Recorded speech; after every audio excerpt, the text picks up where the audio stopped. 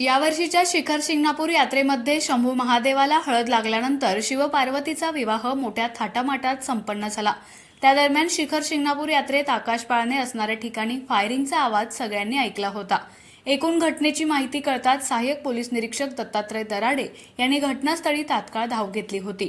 जमाव हटता हटत नव्हता। त्यावेळी दत्तात्रय दराडे यांनी आपल्या सहकाऱ्यांसह जमावामध्ये घुसून आक्रमक पवित्रा घेतला। त्यावेळी त्यांच्यावर जमावामधून दगडफेकीला सुरुवात झाली। यामध्ये काही पोलिसांना दगड देखील लागले। दगडफेक सुरू होताच सहाय्यक पोलीस निरीक्षक दत्तात्रय दराडे यांनी सौम्य लाठी हल्ला केला। या दगडफेकीतील अनेक आरोपींना त्यांनी ताब्यात घेतलं आणि त्यांच्यावर कायदेशीर कारवाई केली। हा प्रकार झाल्यानंतर सहाय्यक पोलीस निरीक्षक दत्तात्रय दराडे यांनी सहकाऱ्यांसह पार्किंगमध्ये लागलेली आग आटोक्यात आणण्यासाठी जिकिरीचे प्रयत्न करून वित्त व मनुष्यहानी टाळली। यात्रेमध्ये आलेल्या अनेक वयोवृद्ध व्यक्तींना आधार देत माणुसकीचे एक वेगळेच दर्शन घडवले। सहाय्यक पोलीस निरीक्षक दत्तात्रय दराडे यांनी यात्रेच्या मुख्य दिवशी केलेल्या सुनियोजनामुळे कोणताही अनुचित प्रकार घडला नाही।